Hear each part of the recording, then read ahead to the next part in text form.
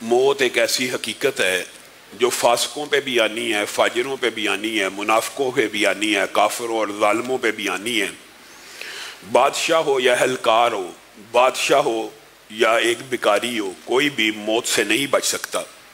हत्ता के बड़े बड़े जो मुतकब्बिर हैं जब कब्रों में जाते हैं तो उनकी जो अपने नाक के ऊपर मक्खी भी बैठने नहीं देते अपनी ज़िंदगी में, कब्रों के अंदर कीड़े मकोड़े उनके नाक उनके गोश्त को खाने के लिए टूट पड़ते हैं, उस वक़्त वो उन्हें हटाने की कुदरत भी नहीं रखते।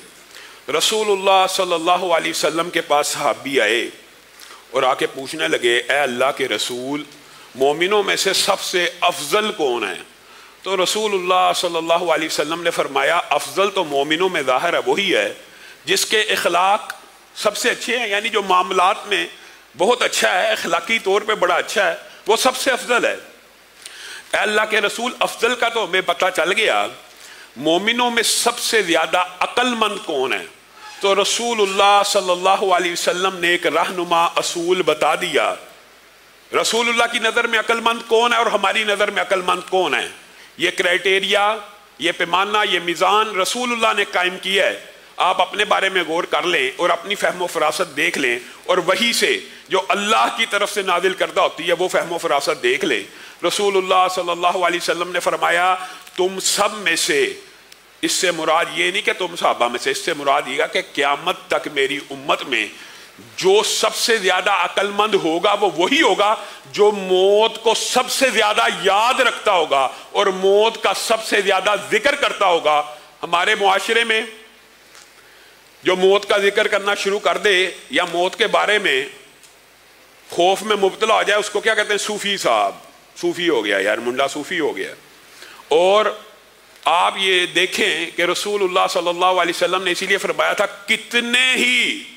कितने ही दुनिया में गैर मारूफ लोग आसमानों में इतनी शोहरत रखते हैं कि आप हैरान रह जाए। यानी दुनिया के गैर मारूफ लोग जिनको आप कहते हैं हाजी है, सूफी है, यार ये बंदा बस ना कारोबार की तरफ सही तवज्जो करता है ना इसकी तरफ तवज्जो करता है, बस ये मुआद अल्लाह अजीबो गरीब अल्फाज भी मसीतड़ होके रह गया। इस तरह के जुमले हमारे मुआशरे ने इजाद किए हैं उन लोगों के बारे में कि जिनके बारे में रसूलुल्लाह कह रहे हैं ये सबसे ज्यादा अक्लमंद हैं। तुम बेवकूफ हो, अक्लमंद हैं वो। रसूलुल्लाह सल्लल्लाहु अलैहि वसल्लम के पास सहाबा आए और अपने एक साथी की वफात के बाद उसका जिक्र करने लगे, फलां बड़ा इबादत गुजार था, फलां बड़ा रियाजत करने वाला था। दो रवायतें हैं, दोनों का मफहूम बयान कर देता हूं। फलां बड़ा एक हज़रत अनस से और एक हज़रत सहल से नबी करीम सल्लल्लाहु अलैहि वसल्लम को आके कहने लगे, वो बड़ा इबादत गुजार था, वो बड़ी रियाजतें करने वाला था, वो बड़ी मेहनतें करने वाला था।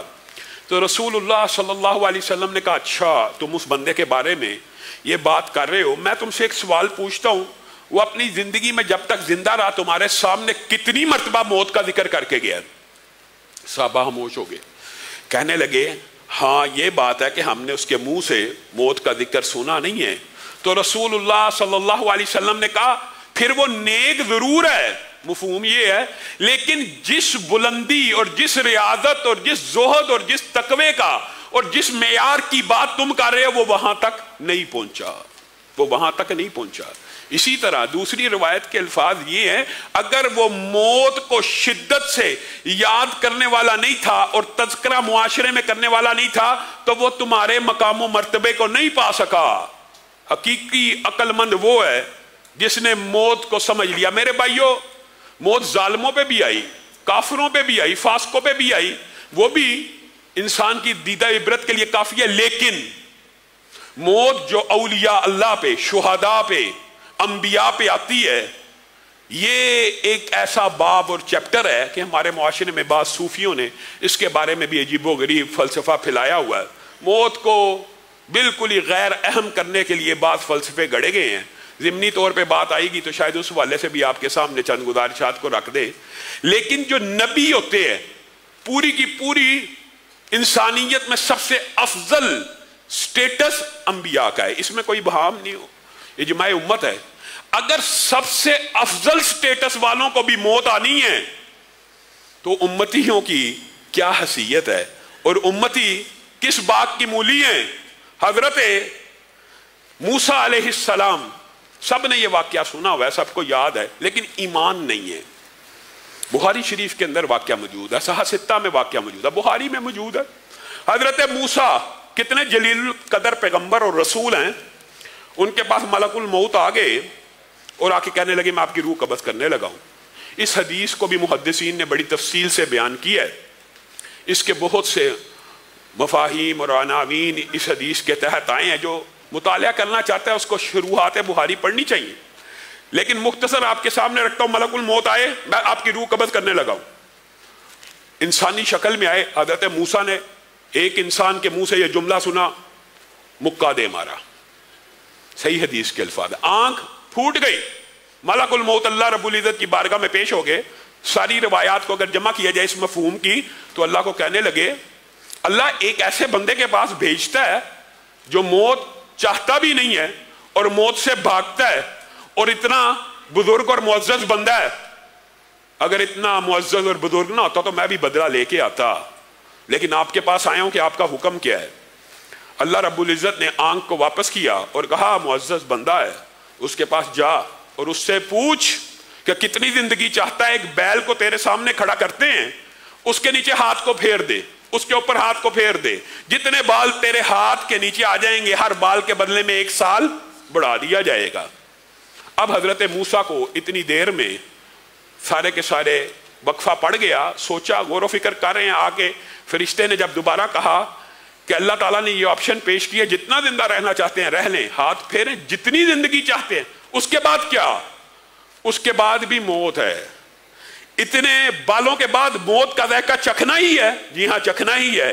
तो फिर मैं अभी मौत को कबूल करता हूं। मुहद्दिसीन ने इसके नीचे जो बाब लिखे कि ये जो फरिश्ते को मुकाम दे मारा, बुनियादी तौर पे इंसानी फितरत के मुताबिक था। फरिश्ता इंसानी शक्ल में आया था। हज़रत मूसा नहीं जज कर सके कि एक इंसान मेरे सामने आके कह रहा मैं तेरी जान निकालूंगा। और बाद मुहद्दिसीन ने यह भी लिखा कि फरिश्तों को भी यह तंबीह कर दी गई और मलकुल मौत की भी यह आजमाइश थी कि नबी के पास जाके उसको बताना नहीं है कि मैं रूह कब्ज़ करने आया, उससे इजाजत लेनी है कि क्या मैं आपकी रूह कब्ज़ कर लूं, आप इस बारे में क्या, यानी इतला कर दी जाए। ये सिर्फ मामला नबियों के साथ आता है कि उनको पहले इतला कर दी जाती है। रसूलुल्लाह सल्लल्लाहु अलैहि वसल्लम की हदीस भी इस बारे के ऊपर दलालत करती है। मुझे बताइए, जलीलुल कदर पैगंबर है, रसूल है, मौत से बच गए? नहीं बचे। फलम्मा कदैना अलैहिल मौता मा दल्लहुम अला मौतिही इल्ला दाब्बतुल अर्द।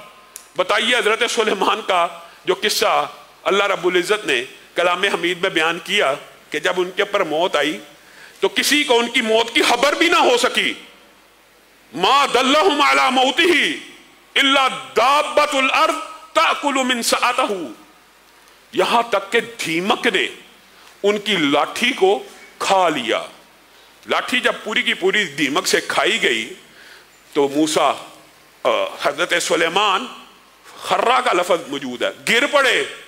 जब गिर पड़े तो जिन्नों को पता लगा हो फोत हो गया। लौ कानू यालमूनल गैब, अगर वो गैब जानते होते, अगर वो गैब जानते होते तो मा लाबी सूफी, वो कभी भी इतनी शदीद लंबी मुद्दत के अदाब में, मेहनत मजदूरी में, मुशक्कत में कभी भी अपना वक्त ना गुजारते। लौ यालमूनल गैब, अगर वो जानते होते गैब को। कुरान पाक की आयत है। यहां पे अकीदे के भी बहुत से मसले इसी एक आयत में बयान हो गए हैं। पहली बात, क्या अकीदा बयान हुआ? आपने, सूफियों ने मुआशरे में क्या अकीदा फैलाया हुआ है? नबियों के ऊपर मौत आती है 1 सेकंड के लिए, 1 लम्हे के लिए आती है, बाद में वो फिर दुनिया में आ जाते हैं, मुआज़ल्लाह। यहां पे हजरत सुलेमान की मौत का वक्त आया, किसी को खबर तक नहीं हो सकी। खबर कहां से मिली? जब पूरी की पूरी दीमक ने लाठी को खा लिया। अगर हजरत मूसा दोबारा दुनिया में आ चुके हैं तो दीमक ने जब लाठी को खा लिया तो हजरत मूसा, हजरत सुलेमान गिरे क्यों हैं? हजरत सुलेमान को वहां पे लाठी के खा जाने के बाद गिरना नहीं था चाहिए अगर जिंदा थे। और फिर ये कितना बदअकीदा है, अकीदगी की बात है कि नबी जिंदा होते हैं तो क्या जिंदों के ऊपर मट्टी डाल दी जाती है? मेरे भाइयों, बात आई है ज़िमनी तौर पे तो ये भी समझ लीजिए, अगर हजरत मूसा मौत से नहीं बचे, हजरत सुलेमान का किस्सा अल्लाह रब्बुल इज्जत ने इतनी तफसील से पूरी आयत रख के बता दिया कि गिर भी गए, लाठी निकाली गिर गए। कौन गिरा? नबी। ये कहते हैं कि वो दुनिया में सबको सहारा देते हैं, वो खुद गिर गए। फिर हमारे पर तुहीन के इल्जाम लगाते हैं, हम नहीं कह रहे, अल्लाह कह रहे। लाठी को दीमक ने खाया तो गिर गए। और जिन्नों ने भी अकीदा बयान किया और अल्लाह ने भी अकीदा बयान किया, जिनके बारे में तुम गुमान करते हो कि जिन्नात गैब का इल्म जानते हैं, जिन्नात मादी की बातें जानते हैं। जो आपके साथ जिन्न आपकी मादी की बात जानता है, जो काहन के पास जिन्न है उसको वो बता देता है, इसलिए ये खा के आया, ये पी के आया, ये कहा मुस्तकबिल की वो भी नहीं जानते। खुद जिन कह रहे हैं अगर हम गैब जानते होते तो इतने लंबे अरसे इस दर्दनाक अदाब का शिकार तो ना होते। ये तक पता नहीं लग सका कि सामने जो सुलेमान खड़े हैं जिंदा हैं या फौत हो चुके हैं, आराम कर रहे हैं, पता ही ना लग सका। और हमारा अकीदा बिल्कुल इससे अपोजिट है। मेरे भाइयों, ये बात भी समझने की जरूरत है। बात आई है ज़िमनी तौर पे, तो जो आलम 5 अल्लाह रब्बुल इज्जत ने कुरान और सुन्नत में बयान किए हैं वो वन वे है, वो टू वे ट्रैफिक नहीं है। आलम अरवाह से पहला आलम आलम अरवाह था, अलस्तु बिरब्बिकुम, क्या मैं तुम्हारा रब नहीं हूं? आप में से कितने हैं जिनको वो इदराक और शऊर है? एक को भी नहीं है। जो आलम पहला था उसमें इदराक और शऊर कमजोर था, कम था। अल्लाह ताला ने बयान कर दिया, ईमान लेके आए कि जरूर हमारी रूहों ने इस बात का जवाब दिया होगा। वो आलम अरवाह से पहला आलम खत्म, दूसरे आलम रहमे मादर के अंदर डाल दिया गया। 9 माह वहां रहे। कौन ऐसा जिसको वो वक़्त याद हो कि मैं रहमे मादर में था? नहीं पता, आंखों से मुशाहदा है। कितनी आम फहम बात है। आलम अरवाह कैसे भूल गए? और भाई तू तो रहमे मादर भी भूल चुका है, तू तो उसके बाद का साल भी भूल चुका है। हालांकि सारे वाकयात के गवाह तेरे माँ बाप पूरी मखलूकात मौजूद है, लेकिन तू भूल चुका है। तेरा शऊर इतना मजबूत नहीं है। आलम अरवाह तब शऊर की वो कफियत नहीं थी, लेकिन जिंदगी वो भी थी। एक आलम था वो, फिर आलम तब्दील हुआ, रहमे मादर में बंदा आ गया, फिर उस रहमे मादर से आलम में दुनिया में आ गया, तीसरा जहान। यहां पे अकल और शऊर की मंजिलें तय हुई। कुछ बड़ा होने के बाद, बलूगत के बाद, इंसान को कुछ शऊर और होश और अक्लमंदी के सारे जो एहसासात हैं वो पैदा होना शुरू हो गए। लेकिन आप ये बताइए, ये तीनों जो आलम हैं, अगर दुनिया वाला चाहे मैं दोबारा रहमे मादर में चला जाऊं, पिछले आलम में जा सकता है? रहमे मादर वाला कोशिश करे आलम अरवाह में बैक हो जाऊं, जा सकता है? ये वन वे है। आपको ये सूफियों ने मुगालता डाला हुआ है। इसी तरह आलम दुनिया से अगर कोई आलम बरज़ख में कदम रख देता है तो वहां से भी वापसी मुमकिन नहीं है। आप इसके जवाब में मौजज़े की हदीसें पढ़ते हैं कि देखें जी, आलम बरज़ख से अंबिया आए थे ना, नबी करीम सल्लल्लाहु अलैहि वसल्लम के पीछे नमाज पढ़ने। एक बात याद रखिए, जो मौजज़ात के वाक़यात होते हैं उनसे अकायद और असूल तय नहीं होते। वजह बड़ी आम फहम वजह, हजरत ईसा जी बिन बाप के पैदा हुए थे। हमारे मोहल्ले में एक बच्चा बिन बाप के पैदा हुआ है, कोई मसला नहीं, हो सकता है, मानोगे? फिर ये भी मानो, गोया मौजज़ात से असूल तय नहीं होते। वो मौजज़े के तौर पे रसूलुल्लाह सल्लल्लाहु अलैहि वसल्लम की बर्तरी को पूरी कायनात के ऊपर जाहिर करने के लिए अंबिया को उतारा गया, मानते हैं। जो हदीस में आ गया हमने सुना, ईमान ले आए। लेकिन इससे मुराद ये नहीं है कि जो मर जाता है उसके ऊपर एक सेकंड के लिए मौत आती है, एक लम्हे के लिए, ये हम भी मानते हैं। ये हमारा ही अकीदा है। मौत आती है एक घड़ी की, लेकिन जब आंख खुलती है तो आलम बदल चुका होता है। आलम दुनिया नहीं, किस आलम में आंख खुलती है? आलम बरज़ख में। चौथा आलम आलम बरज़ख है। और आलम बरज़ख में इदराक और शऊर क्या आलम दुनिया जैसा है? मुहद्दिसीन ने इस बारे में बड़ी तफसीली बहस की है। हकीकत ये है, हकीकत राजे मौक़िफ़ भी ये है कि वो आलम इस आलम से ज्यादा शऊर और इदराक वाला है कि मौत के पहले ही झटके में इंसान की अकल ऐसी ठिकाने लग जाएगी और होश के और अकल के जो बंद कुफल ऐसे खुल जाएंगे, सारी हकीकतें नजर आना शुरू होगी। और मैयत आलम बरज़ख में मुर्दा आलम बरज़ख में, आलम बरज़ख की जिंदगी को मैयत की जिंदगी कहा जाएगा, मुर्दे की जिंदगी कहा जाएगा, इस दुनिया की जिंदगी नहीं कहा जाएगा। उस जिंदगी के अंदर वो क्या एहसासात और शऊर रखता है, इंशाअल्लाह वक्त आया इसके बारे में 10 रवायात मौजूद हैं कि मैयत क्या क्या इदराक और शऊर रखती है आलम बरज़ख में। हाँ, जिन शुहदा को अल्लाह कह रहा है उनको मुर्दा न कहो, उनको मुर्दा गुमान भी ना करो। एक तो यह है कि उनको मुर्दा मत कहो, एजाज है, एक ये उनको मुर्दा गुमान भी ना करो। एक आयत के अंदर है तुम जानते नहीं वो कैसी बरदखी जिंदगी गुजार रहे हैं, और उसकी तशरीहात दूसरी हदीसों में मौजूद है कि अरश के नीचे परिंदों के कालम में, सब्ज रंग की मंदिलों में उनके रूहों को परिंदों के कालम में ढाल दिया गया। तफसीलात भी मौजूद हैं। और दूसरी आयत में इंदा रब्बिहिम युर्ज़कून, अपने रब के पास खाते और पीते भी हैं। शहीद, शहीद एक आम मुसलमान मर जाए तो वो भी वलीउल्लाह हो, हाजी हो, नमाजी हो, एक लम्हे के लिए फौत हुआ और जुमेरात को वापस आ जाता है, हर जुमेरात को वापस आता है इस आलम दुनिया में। वो शहीद जिसको अल्लाह कह रहा है मुर्दा ना समझना है ना कहना है। कोई सूरह यासीन में क्या कह रहा है, या लैता कौमी यालमून बिमा गफर अली रब्बी वजालनी मिनल मुकरमीन। ऐ काश मेरी कौम जान जाए कि शहादत के मौके के ऊपर और शहादत के बाद अल्लाह ताला ने मेरी कैसी मेज़बानी की है, अल्लाह ताला ने मेरे पे क्या इनामात और इकराम किए हैं।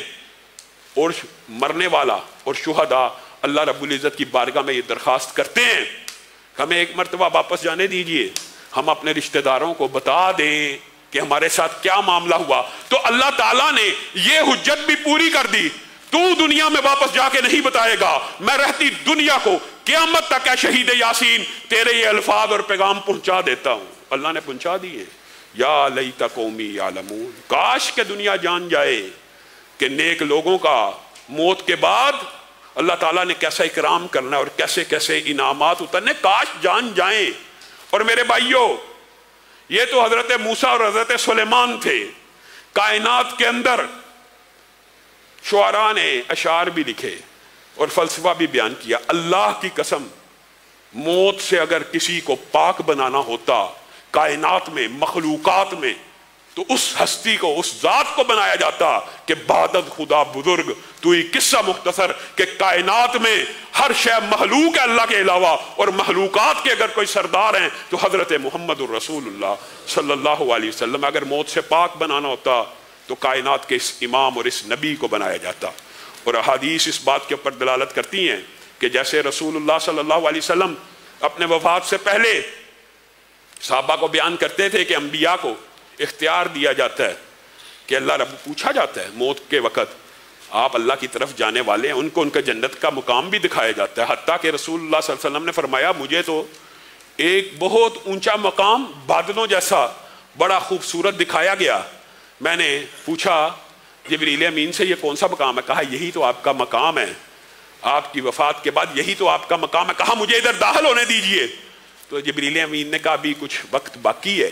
तो रसूलुल्लाह सल्लल्लाहु अलैहि वसल्लम ये हदीस बयान कर रहे हैं, तो अम्मी आयशा की गोद में जब उन्होंने ये अल्फाज कहे बल हुवा रफीकुल आला, तो अम्मी आयशा समझ गई कि मलकुल मौत ने आके पूछा है कि दुनिया में रहना चाहते हैं। और दीगर रवायात में यह भी है कि रसूलुल्लाह ने फरमाया मुझे इख्तियार दिया गया कि दुनिया को चुन लूँ या आखिरत को, तो मैंने आखिरत की तरफ रुजू किया। और जब सूरत नसर उतरी तो तब हजरत अबू बकर दारो कितार होना शुरू हो गए कि यह फतह की नवीद नहीं है, सिर्फ यहाँ पे रसूलुल्लाह सल्लल्लाहु अलैहि वसल्लम की मौत की भी दलील है, वफात और इंतकाल की भी दलील है। तो अम्मी आयशा बयान करती हैं वो लम्हा था जब मैंने रसूलुल्लाह के मुंह से आखिरी अल्फाज ये सुने कि मैं भी अपने रब से मुलाकात करना चाहता हूँ, बस वक्त पूरा हो गया, अब मुझे भी अपने रब से मुलाकात का इश्तियाक है। आप बताइए हमारे यहाँ सूफियों ने इस वाक्य को कैसा मैनिपुलेट किया। एक लम्हे के लिए मौत आई थी, फिर जिंदा हो गए थे, फिर उसी वक्त दुनिया में वापस आ गए थे। अंबियाओं, शुहदाओं, औलियाओं, हर बंदे ने चौथे आलम में मुंतकिल हो जाना है, कुरान की आयत भी है।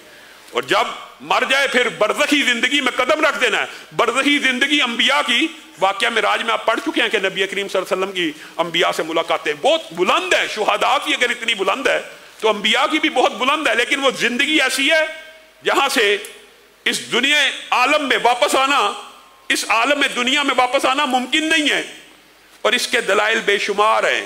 लेकिन आप ये बात बतलाइए कि ये जो उम्मत के लिए सबसे बड़ा गम का वक़्त था, हजरत फातिमा रोती थी और कहती थी जिब्रील को खबर देती हूं आज के बाद जिब्रील वही लेके किसके ऊपर उतरेगा। हाय मेरे बाबा फोत हो गया ना, तुमने कैसे गवारा किया कि मेरे बाप के ऊपर मिट्टी फेंकते थे, तुमने कैसे गवारा किया मेरे बाप के ऊपर मिट्टी फेंकते थे। आज कल जरा गौर कीजिए, हमारा कोई लीडर हो, मजहबी रहनुमा हो, सबसे ज्यादा अकीदत अंबिया के वारिसों से होती है। लोगों को अल्लाह की तरफ से अल्लाह ताला मोहब्बत दिलों में डालता है।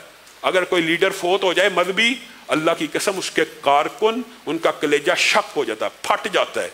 आप इस बात के ऊपर जरा गौर करें, आज भी अल्लामा शहीद का, सैयद दाऊद गजनवी का, सैयद इस्माइल शहीद का, अपने असलाफ का नाम लेते हैं तो आंखों से आंसू आ जाते हैं। वो अजीमुश शान और जलीलुल कदर पैगंबर जब दुनिया से चला गया, सहाबा ज़ारो कितार रो रहे हैं, हजरत फातिमा रो रही हैं, हजरत उमर मुआद अल्लाह तौहीन मकसूद नहीं है, लेकिन उस वक्त होशो हवास मुकम्मल बरकरार नहीं रहे, खड़े हो गए, खबरदार रसूलुल्लाह फोत नहीं हो सकते। ये वो अकीदा था सूफियों का जो आज अपनाया गया। उसी वक्त ये अशकाल उनको भी पड़ गया, रसूलुल्लाह फोत हो गए, रसूलुल्लाह फोत नहीं हो सकते। उस वक्त हजरत अबू बकर ने उम्मत को अकीदा सलीम दिया जिसके ऊपर उम्मत का इजमा हो गया। वमा जअलना लिबशरिन मिन क़ब्लिकल खुल्द अफ़इन मित्ता फ़हुमुल खालिदून इन्नका मय्यितुन व इन्नहुम मय्यितून। ऐ अल्लाह के रसूल, आपसे पहले भी किसी बशर को हमने हमेशा की जिंदगी नहीं दी। अगर आप फोत हो जाएंगे तो क्या ये दुनिया में जिंदा रह जाएंगे? इन्नका मय्यितुन, आप भी फोत होने वाले हैं। और उन्होंने भी सब के सब ने फोत होके अपने रब की बारगाह में पेश हो जाना है। और हजरत अबू बकर ने जिस जोश और जज्बे के साथ ये खुतबा दिया, सहाबा जो हजरत उमर की गुफ्तगू सुन के कुछ इत्मीनान की कैफियत में आ गए कि रसूलुल्लाह सल्लल्लाहु अलैहि वसल्लम अभी हमारे दरमियान मौजूद हैं। हजरत उमर ने कहा, जिसने कहा फोत हो गया गर्दन उड़ा दूंगा। हजरत अबू बकर जो नरम है उम्मत के ऊपर, उस दिन हजरत उमर से सख्ती की, बैठ जा, मन काना याबुदु मुहम्मदन फइन्ना मुहम्मदन कद मात। जो कोई मोहम्मद सल्लल्लाहु अलैहि वसल्लम की इबादत करता था वो सुन ले, मोहम्मद सल्लल्लाहु अलैहि वसल्लम दुनिया से चले गए। मन काना याबुदुल्लाह फइन्नल्लाह हय्युल ला यमूत। और जो अपने रब की इबादत करता है वो जान ले उसका रब हमेशा जिंदा रहने वाला है और उसको मौत नहीं आनी। वमा मुहम्मदुन इल्ला रसूल कद खलत मिन क़ब्लिहि रुसुल अफ़इन माता औ कुतिला इंक़लबतुम अला अक़ाबिकुम। मोहम्मद भी अल्लाह के एक रसूल थे, जिस तरह पहले रसूल आए, अगर वो फोत हो जाएं या शहीद कर दिए जाएं अपने कदमों पे फिर जाओगे, और जो फिर जाएगा वो अल्लाह को कोई नुकसान नहीं पहुंचा सकता, वो अपने ईमान का बेड़ा गर्क करेगा। कायनात की सबसे अफजल हस्ती दुनिया से चली गई। सूफियों ने कैसे मनगढ़ंत प्रोपेगेंडे किए, एक लम्हे के लिए आए थे, एक लम्हे के लिए वक्त आया था, फिर दुनिया में जिंदा होके आ गए। उमर शहीद हो गए, उस्मान शहीद हो गए, अली शहीद हो गए, नवासा शहीद हो गया। किसी बाद में उम्मत में किसी की रहनुमाई करने के लिए दुनिया में इतने इतने बड़े मसले और मसाइल की वजह से तो नहीं आए। 400 साल बाद एक बंदे ने कहा, मैंने मेरे पास आए थे, हजरत अबू बकर के पास तो नहीं आए, हजरत उमर के पास नहीं आए, हजरत उस्मान के पास नहीं आए, हजरत अली के पास नहीं आए, हसन हुसैन के पास नहीं आए। ये सूफियों के खैमों में और सूफियों के मुराकबों में, मुआद अल्लाह, ये क्या फलसफा है? ये दीन इस्लाम की जड़ों को हिला देने वाला फलसफा है, मौत से गाफिल कर देने वाला फलसफा है, मौत की हकीकत और इदराक को खत्म कर देने वाला फलसफा। मेरे भाइयों, अगर मरने के बाद बारहा दुनिया में वापस ही आना होता तो अल्लाह ने इतने अनगिनत नबी भेजे क्यों? एक ही नबी जाते, एक ही नबी जाते, वही वापस आ जाते, वही जाते, वही आ जाते, तजर्बा भी बढ़ जाता, एक्सपीरियंस भी हो जाता, तबलीग का भी तजर्बा बढ़ जाता। अल्लाह ने इंसान को जिन आलमों पे पैदा किया है उनमें वन वे ट्रैफिक है। और ये मैं अपनी तरफ से नहीं कह रहा, ये कुरान की मुतअद्दिद आयात हैं। और इस आलम बरज़ख के बाद जो आलम आखिरत है, वहां जाने के बाद भी कभी इंसान आखिरत से बरज़ख में नहीं आ सकता। बरज़ख का बंदा दुनिया में नहीं आ सकता, दुनिया का बंदा रहम मादर में नहीं जा सकता, रहम मादर वाला आलम अरवाह में वापस नहीं जा सकता। ये कितनी आम फहम बात है, सीधी सुच्ची बात है। कुरान पाक में मुतअद्दिद आयतें मौजूद है, रब्बना अखरिजना मिनहा फ़इन उदना फ़इन्ना ज़ालिमून। आखिरत वाला भी क्या पुकार रहा होगा, एक मर्तबा इस अज़ाब से निकाल दे, वापस भेज दे, वापसी होगी? किसी की वापसी नहीं है, वन वे ट्रैफिक है। और इस वन वे ट्रैफिक के अंदर अकल और शऊर के जो मदारिज हैं वो भी इसी तरह हैं। मैं ये जाती समझता हूं जाती तौर पे कि इन उलमा का मौक़िफ़ राजी है कि अकल और शऊर हर आलम में बढ़ता चला जाता है, बढ़ता चला जाता है। पहले आलम में कम था, रहम मादर में कुछ बढ़ा, आलम दुनिया में कुछ बढ़ा, बरज़ख में पूरा अकल और शऊर आ जाता है। और आखिरत में इंसान के अकल और शऊर की कैफियत ये होगी, वो कहेगा ये दुनिया तो एक ख्वाब था, एक ख्वाब था। हकीकत वो है, असल जिंदगी वो है। अल्लाह रब्बुल इज़्ज़त जो कहा गया, जो सुना गया, उसको समझने की तौफीक इनायत फरमाए।